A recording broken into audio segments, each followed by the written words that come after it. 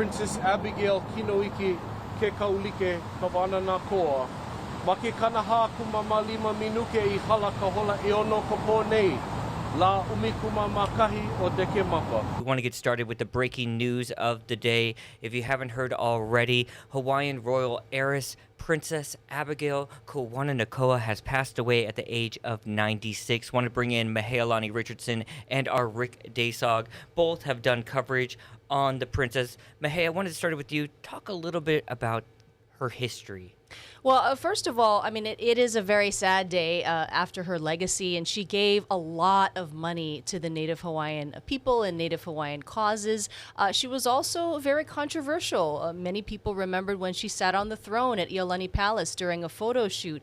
And also, many people really disliked her using the word princess in front of her name, Princess Abigail Kawananakoa. And Rick, we wanted to talk a little bit about that. But first, her wealth, she inherited it from the Campbell estate, and she got the most out of all of them, right, in terms of the family. She inherited about $250 million from the Campbell family when the trust expired and it became a corporation. So she inherited those shares, and that's where her wealth comes from, and that's the basis of her charitable givings around. And that was about in 2007, I believe. And it was interesting because she did have money before then, and I heard like back in the 50s she had a regular job, but she was always wealthy. But it was after that, after the Campbell estate dissolved and became a corporation, then it was like a lump sum, right? Yeah, it was a huge sum. She had always gotten an income as the largest shareholder of that corporation.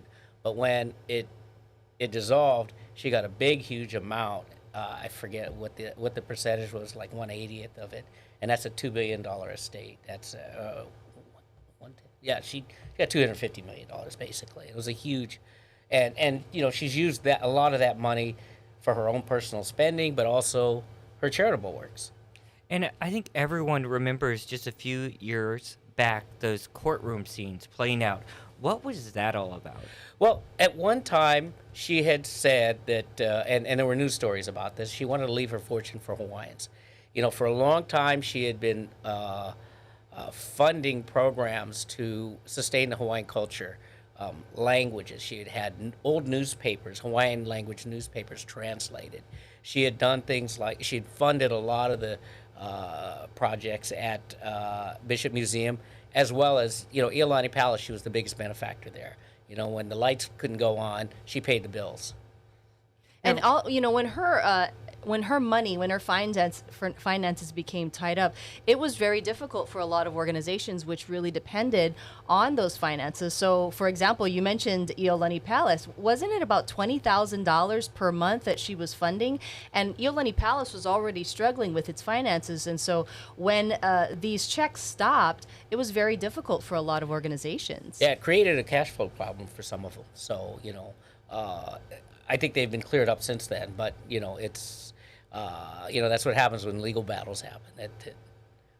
And let's talk a little bit more about her personal life. I know there's been some controversies there amongst the family, especially when those courtroom battles were playing out, and when her wife got involved, or her partner, right? Can you explain what was going on there? There was a dispute about who should get the proceeds of that money, and her wife had asked for, there was basically, under law, typically it goes to, your spouse. But in this case, there were some court documents that were made, and so the claim was made that it should go to some sort of foundation for Hawaiian, to preserve Hawaiian culture and Hawaiian causes.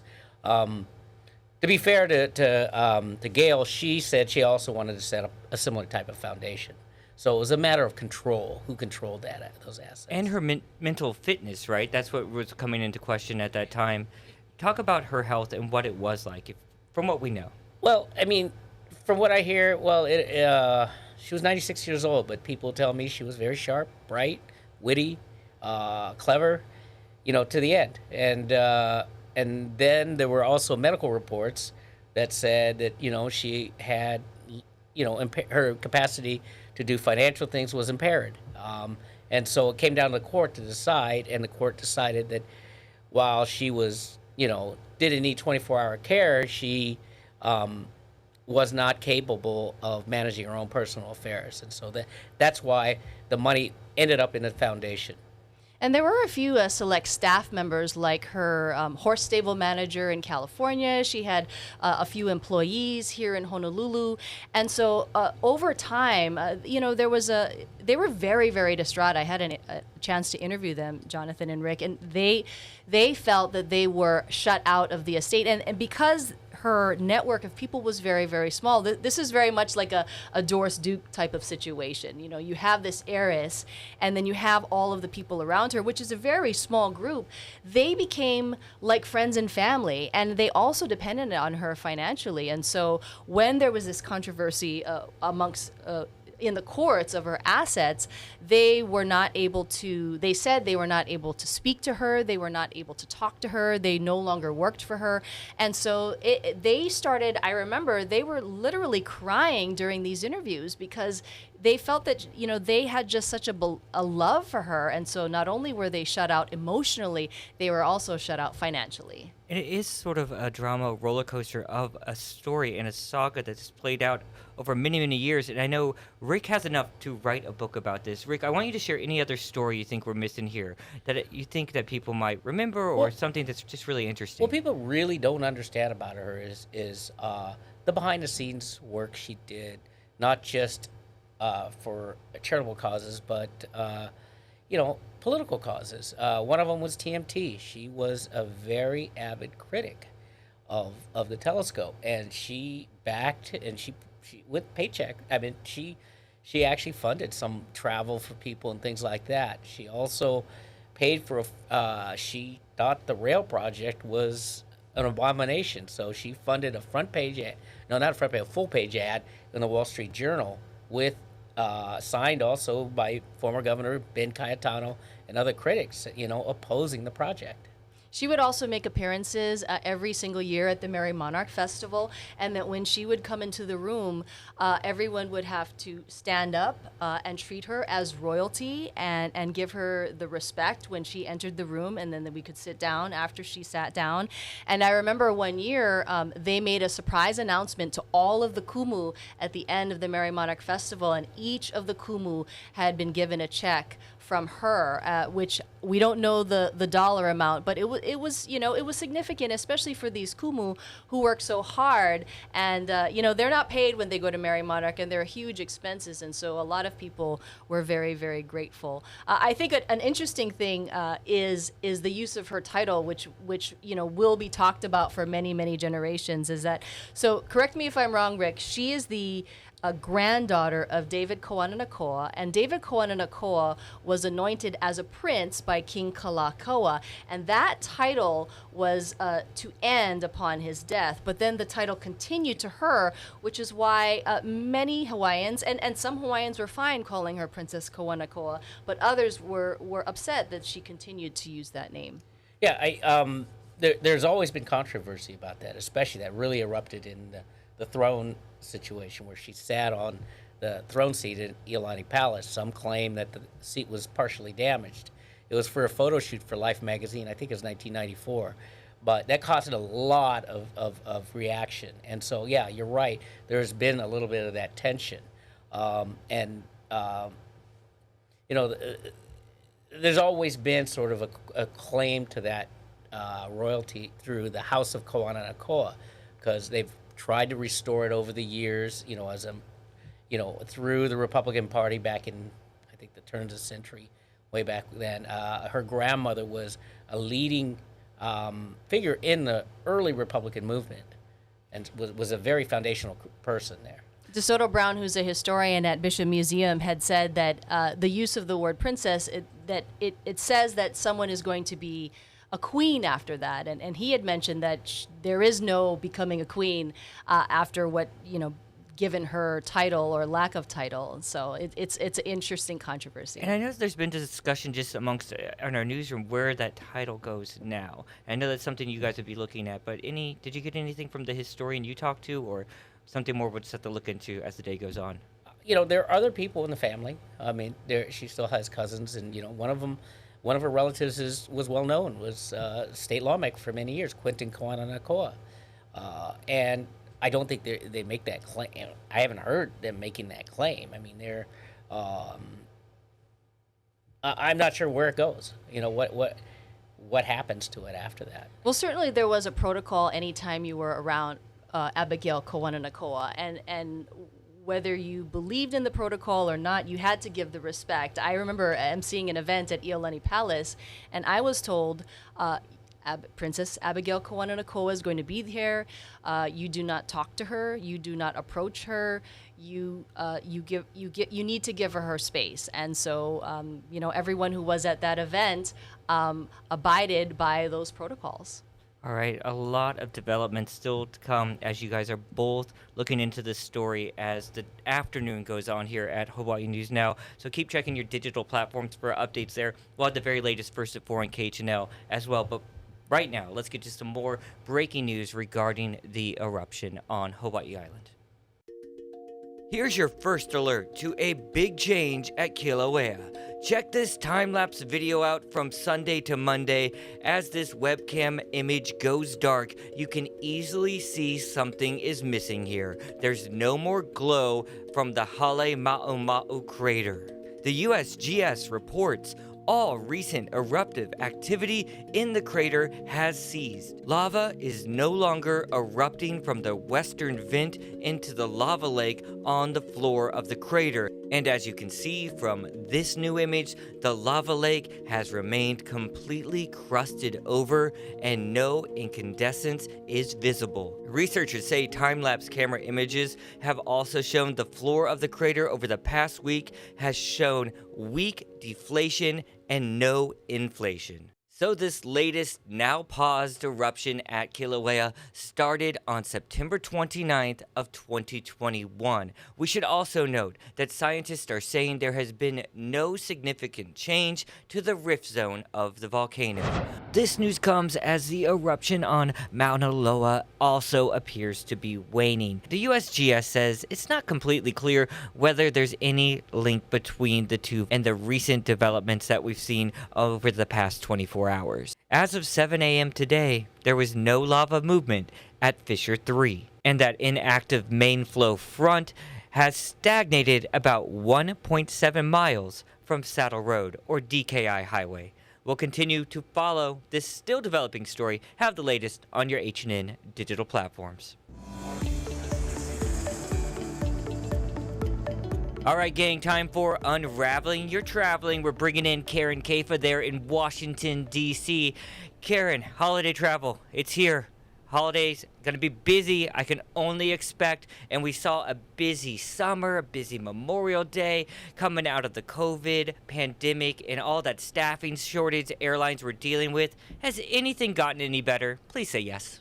Yeah, the airlines certainly hope they've done the homework, Jonathan, over the last few months to ensure that the holiday travel season is smoother than last year's and also smoother than the summer months. We've seen a number of airlines here in the U.S. really beef up their hiring across the board. That goes for pilots, that goes for the gate agents that you see, that also goes for those who are behind the scenes handling your baggage. If you look at some of the stats from Airlines for America, they represent a number of the major carriers here in the U.S. They really feel they're in a good position to face this holiday season. They look at the successes from Thanksgiving. They felt that was a relatively smooth period in a condensed period of time, but this holiday travel season a little bit longer. AAA looks at the period between December 23rd and January 2nd. They are estimating that 112.7 million Americans will take a trip at least 50 miles from home this year in that period. That's up 3.6 million from last year. So as America kind of puts more of the pandemic behind them, more people eager to travel, and that's going to create a little more congestion, Jonathan. All right, Karen, so what are the big days to watch for? What will be those peak travel days this holiday season? Yeah, it's a little bit different from Thanksgiving, where you kind of the Wednesday before and the Sunday after. People have a little bit more freedom with their travel plans, and it's a little bit different this year when you look at this, how the schedule falls, how the calendar falls. You've got both Christmas Day and New Year's Day falling on a Sunday, and that means a lot of people will have that extra Monday day to maybe space out their travel just a little bit. If you haven't made your travel plans already and you're still navigating to kind of see what's best for me to do, should I drive somewhere, should I try to fly somewhere, you've still got some flexibility flexibility in the schedule, but you'll want to book as soon as you can if you haven't already. Remember, one of the other pieces, in addition to airlines adding to their staffing, was also cutting down on some of the routes that they offer. So there may be some flights, especially if you haven't flown since before the pandemic, some routes that you were used to taking that just may not be there anymore. So the ability to space out your travel is going to be key, according to most experts, and it's going to be key if you need a backup plan. I know you guys have beautiful weather on your end, but if you're sitting where I am in the Northeast, you never know what wild cards Mother Nature is going to throw you. So make sure you have that backup plan so you're not going to end up stranded for some of your holidays. Jonathan. Beautiful weather here in the Aloha State, but also we deal with something else that you deal with on the mainland, cold and flu season. Is there any forgiveness this year from the airlines when it comes to that sort of stuff? This is going to be something, Jonathan, where you want to check with your carrier. Experts say you're going to have to make that personal connection, whether it's something you do via social media, whether it's something you do through an app. The phone lines, that was another thing that a lot of people countered last holiday season, where the airlines were just absolutely inundated with phone calls about flight changes and cancellations.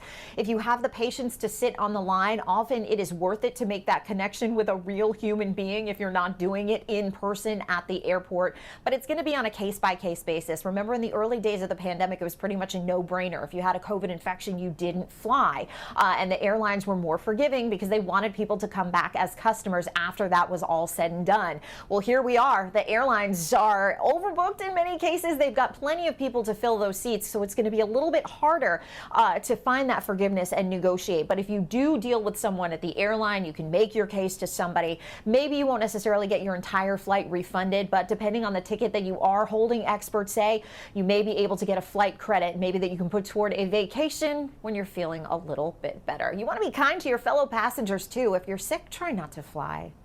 All right, Karen Kafa joining us from Washington, D.C. Thank you for helping us unravel our travel. More rain on the way this week. Here's Guy Hoggy with your first alert weather. More showers today than yesterday, favoring those windward areas. But after that, we're not going to see a lot of rain, but there will be those showers in the morning and overnight hours for those windward areas, probably through Wednesday. And then starting on Thursday, this front's going to drop in more widespread rain on Friday. Friday looks to be the wettest day of the week. And then over the weekend, we won't see a whole lot of rain. However, starting on Monday, another storm's going to develop. It could be pretty wet Monday and Tuesday, so heads up on that.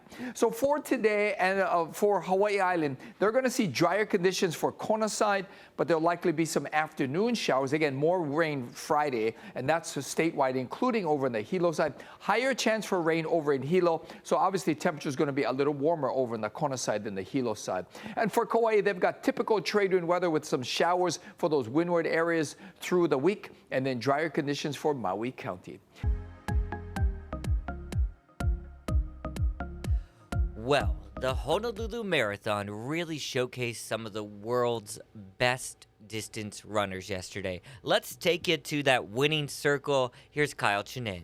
Aloha from Hawaii Kai. We're here at the turnaround in the 50th annual Honolulu Marathon. This is where runners are making the turn back out of Hawaii Kai into Kahala, past Diamond Head, and back down to the finish line at Kapiolani Park. That's where we found the top male and female finishers in this year's Honolulu Marathon. From Ethiopia, unmarried Asifa Mengstu takes the title in Honolulu in year number 50.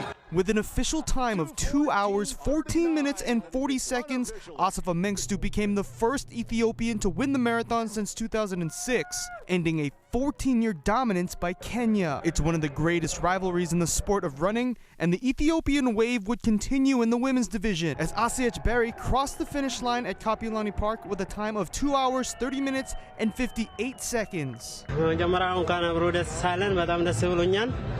ሲቀጥል ያው የዛሬ ውድድር በጣም ደስ ይላል ግን በጣም ንፋስ አለው እና ጥሩ ነው ንፋስ ባይኖር ጥሩ ሰዓት ይሮጣል ቆንጆ ነው I'm happy to win this race, and it was good if not this much wind, but the wind was challenging me a lot. Many of the marathon's elite runners shared that sentiment as the blistery and humid conditions of early morning Honolulu added minutes to some of their personal best times. World-class athletes were humbled by the course there today and could barely walk when they got to the finish. And closer to home, Cosmo Brasi, a Honolulu resident, and Amanda Beeman, an Iolani graduate, were the first Kama'aina men and women finishers respectively. To be here where I live, finishing, and having my family cheering me on, it feels so good. Beeman was a state champion runner for Iolani and is the back-to-back first-place local in the marathon. It's amazing how long this has been going on. And this marathon isn't just for the elite runners, as this is one of the only races in the country without a cutoff time, allowing anyone from Keiki to Kupuna to hit the course. Here's to the next 50 years. Reporting from Hawaii Kai, Kyle Chinen, Hawaii News Now. Well, it is that time of the show where we take a look at what cyberspace is talking about today. We call it From the Feeds. You know, Twitter is cleaning out its closet and holding sort of a yard sale, if you will. The social media giant is auctioning off dozens of items from its headquarters office in San Francisco. Among the memorabilia, up for grabs, a large statue of the Twitter bird and a giant sculpture planter in the shape of an @ symbol. The auction from Heritage Global Partners kicks off January 17th and ends the following day. Opening bids are $25 and up. Twitter has done some belt tightening since Elon Musk took over, including layoffs. But the president of the auction company said in an interview with Fortune magazine that the sell-off is not a desperate cash grab. Well, tonight, only on KHNL, the two-part season finale of The Voice gets underway. Here's Mark Barger with more on that. Just being in the pool for the blind auditions was a win for 16-year-old Braden Lape. Even if I don't get a chair turn, I'm going to know the winner of The Voice, like personally. But now, Crazy about you. There's a chance it could be him. I don't really know how to describe this experience. It's been awesome. Also from Team Blake, Show him a picture of his daughter now. country singer Bryce Leatherwood. Years of hard work and dedicating my life to music has paid off, man. And that allows a mission beyond just winning. It's going to be so much fun, man. I'm just ready to finally go up and put on a real show. Team Blake's third singer is the man with the knit headwear, Bodie. It would mean the world to win, obviously, but I'm just so happy to be here. The journey is one that has bolstered his confidence. If anything, I'm just a more affirmed version of myself. I really, I needed this. Omar, congratulations! An instant save is what Team Legends Omar Cardona needed. That was the worst and best feeling I have ever had on the show. Now he has a chance for one that could top it. I've won in my eyes. You know, that's the journey has been the hardest part. Now I get to just have fun. So does Team Camila's Morgan Miles, the only female finalist. That's weird to me. But it's like a sense of pride. It's like a badge of honor. An even bigger badge would be winning the show. That's the part where I haven't really gotten to yet because I think I'll be very overwhelmed. A feeling any of the finalists would certainly welcome. Mark Barker, NBC News. Thanks so much for watching This Is Now. Don't forget, that airs tonight on KHNL. Have a good afternoon, everyone. Get the latest developments on First at 4, also on KHNL.